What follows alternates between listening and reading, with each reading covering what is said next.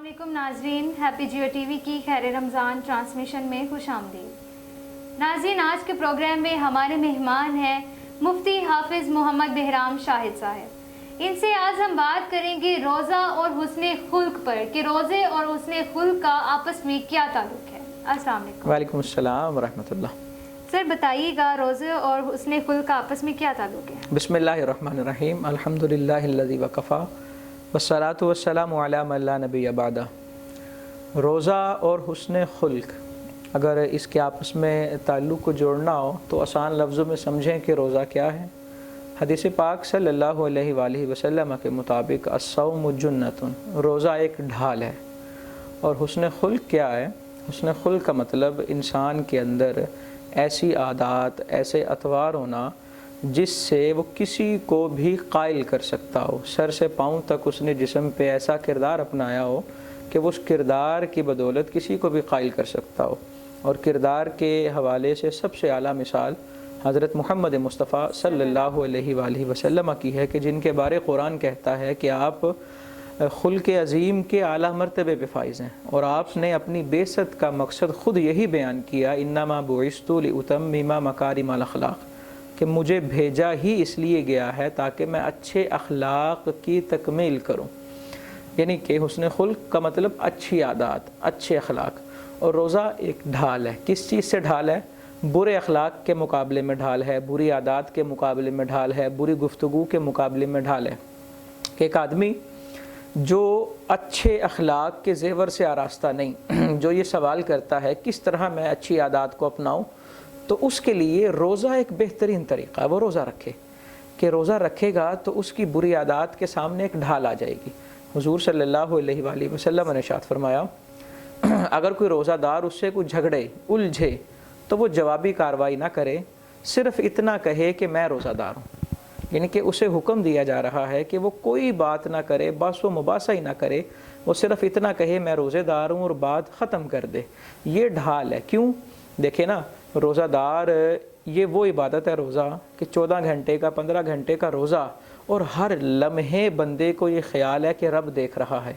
इसीलिए तो वो कमरे की तन्हाई में भी एक लुक़मा नहीं खाता, वो पानी का एक घूंट नहीं पीता, क्योंकि उस पर यह कैफियत तारी है कि रब देख रहा है।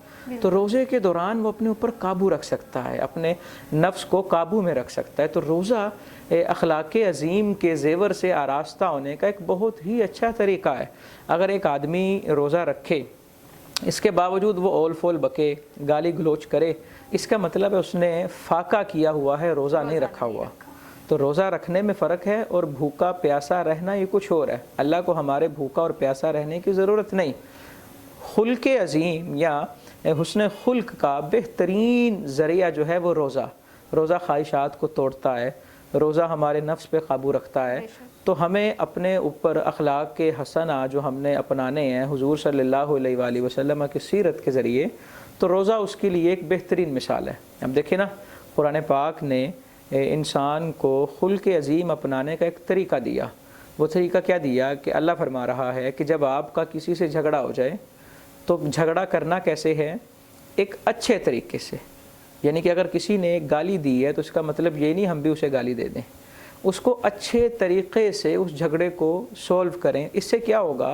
कुरान कहता है कि तुम्हारी और उसकी जो दुश्मनी है वो गहरी दोस्ती में तब्दील हो जाएगी।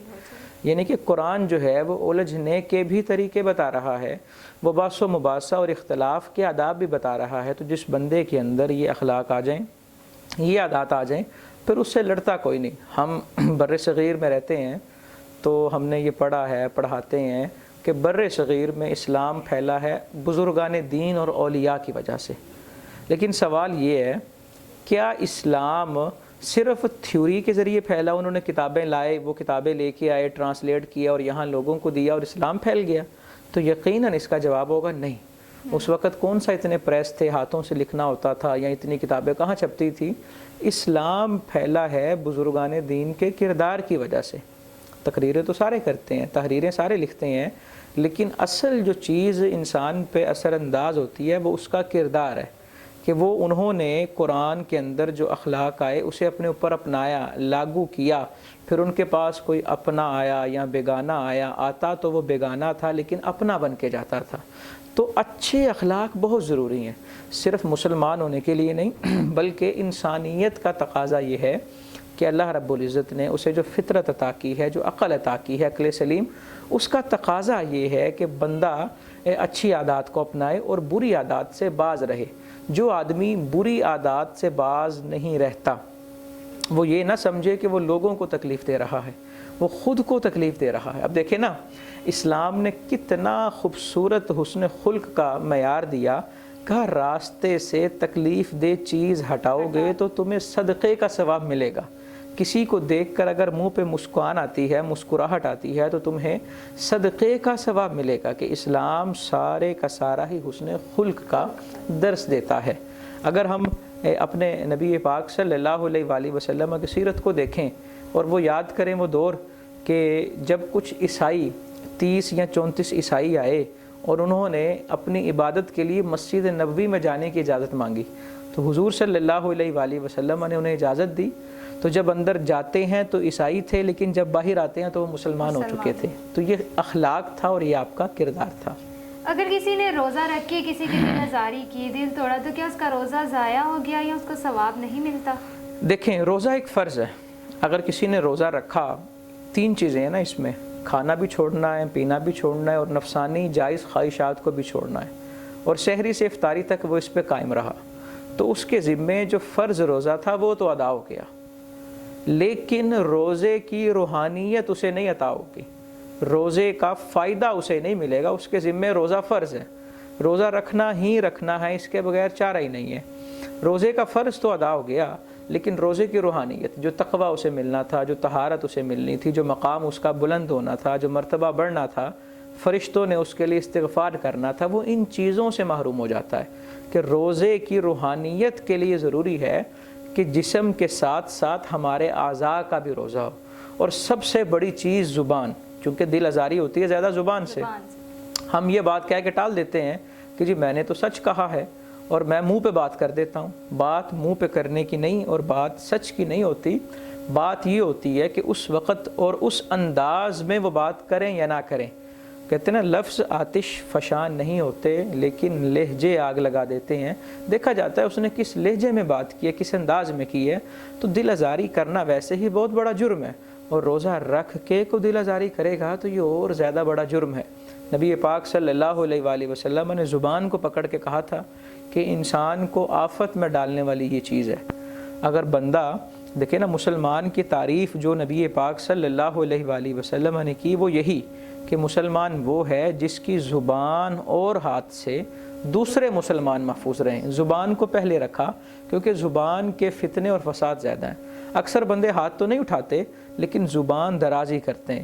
اب دیکھیں نا، ہم صرف ذرا سا عیب لگاتے ہیں، عیب نکالتے ہیں، اور ہم اس بات کو کوئی نہیں سمجھ رہے ہوتے بڑا، لیکن جس کے بارے میں ہم بات کرتے ہیں ہو سکتا ہے اس کی زندگی کی کمائی ہو، زندگی کی محنت ہو، وہ کئی راتیں یہ سوچ کے سوتا ہی نہیں ہے کہ میری چیز میں عیب لگا دیا گیا ہے۔ تو روزہ رکھ کے اگر ہم کسی کی دل آزاری کا باعث بنے، کسی کو تکلیف دیں، کسی کو اذیت دیں، اس کا مطلب یہ ہے ہم نے فاقہ کیا ہوا ہے، روزہ نہیں رکھا ہوا۔ اگر روزہ رکھ کے میری یہ کوشش ہے کہ میں لوگوں کی رستوں سے رکاوٹیں ہٹاؤں، ان کے لیے راہیں ہموار کروں، ہر آتے جانے والے کو سلام کروں، مسکرا کر دیکھوں۔ دیکھیں نا، آج اس دور میں ہر بندہ پریشان ہے، اور اگر پریشان کو میں غصے سے دیکھوں گا وہ اور پریشان ہو جائے گا۔ اگر مثال کے طور پہ آسان مثال دینے لگا ہوں، باہر آتے جاتے بریک پہلے لگ گئی یا زیادہ لگ گئی، کوئی گاڑی کی ٹکر ہو گئی ہے، تو غصے سے دیکھنے سے وہ گاڑی کا جو نقصان ہے وہ تو نہیں بھرا جائے گا۔ میرے غصہ کرنے سے گاڑی کی ٹوٹی لائٹ تو ٹھیک نہیں ہوگی۔ اگر میں وہی اس کو مسکرا کے دیکھوں، اس سے پوچھوں کہ کوئی بات نہیں، اور بلکہ میں اس کا شکریہ ادا کروں کہ آپ پریشان نہ ہوں، آپ یہ جو گاڑی کا نقصان ہوا ہے اللہ پورا کر دے گا، یا میں اس سے پوچھوں آپ ٹھیک ہیں، خیریت سے ہیں، آپ کو کوئی مسئلہ تو نہیں ہوا۔ تو جب اس طرح کے معاملات ہوں گے نا تو نفرتیں ختم ہو جائیں گی، اور جو ہم ڈپریشن میں مبتلا ہو رہے ہیں یہ ساری چیزیں ختم ہو جائیں گی۔ اور اگر روزہ رکھ کے ہم یہ کام کریں گے تو یقیناً ہم اللہ رب العزت کی بارگاہ میں مزید قبول ہو جائیں گے۔ جی ناظرین، آپ نے حسن خلق پر مفتی صاحب کی گفتگو سنی۔ ہمیں بھی چاہیے کہ ہم بھی حسن خلق سے کام لیں، کسی کی دل آزاری نہ کریں.